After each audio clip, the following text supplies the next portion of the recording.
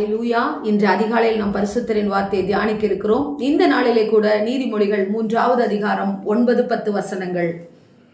உன் பொருளாலும் உன் எல்லா விளைவின் முதற் பலனாலும் கர்த்தரை கனம் பண்ணு. அப்பொழுது உன் களஞ்சியங்கள் பூரணமாய் நிரம்பும், உன் ஆலைகளில் திராட்சை ரசம் புரண்டோடும். உன் பொருளாலும் உன் எல்லா விளைவின் முதற் பலனாலும் கர்த்தரை கனம் பண்ண வேண்டுமாம்.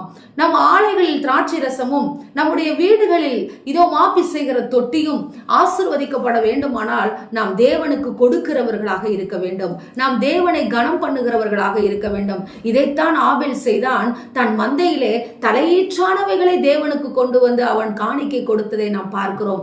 இன்றைக்கு தேவ ஜனமே ஆண்டவரிடத்திலிருந்து ஆசீர்வாதத்தை பெற்றுக்கொள்ள நினைக்கிற நாம் ஆண்டவருக்கு கொடுக்கிற காரியத்திலே குறைவுள்ளவர்களாய் இருக்கிறோம்.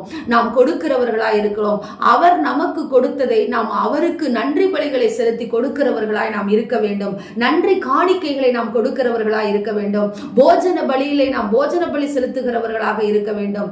இன்றைக்கு கர்த்தர் கொடுத்த எல்லா பொருளாலும் விளைச்சலுடைய முதற் பலனாலும் ஒரு சின்ன தோட்டம் இருந்தால் கூட, ஒரு சின்ன வயல் இருந்தால் கூட, ஒரு சின்ன ஒரு செடி, ஒரு காய்கறி செடி வைத்திருந்தால் கூட, ஒரு மரம் வைத்திருந்தால் கூட, எது வைத்திருந்தாலும் கர்த்தருக்கு அதிலிருந்து முதல் பங்கை நாம் கொடுக்கிறவர்களாய் இருக்க வேண்டும்.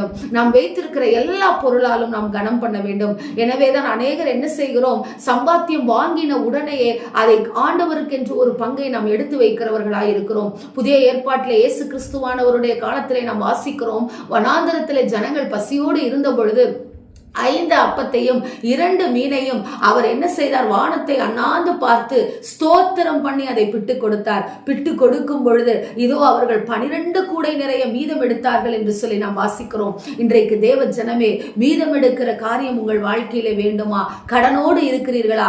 கஷ்டத்தோடு இருக்கிறீர்களா? பண தேவைகளோடு இருக்கிறீர்களா? கலங்கி கொண்டிருக்கிறீர்களா? கர்த்தர் இந்த நாளிலே உங்களோடு பேசுகிறார். இதோ நீங்கள் எல்லா விளைவின் முதற் பலனாலும் கர்த்தரை கனம் பண்ணுங்கள். அநேகர் சொல்லுகிற காரியம், எங்களுக்கு இருந்தால் நாங்கள் கொடுப்போம் என்று சொல்லி இல்லை.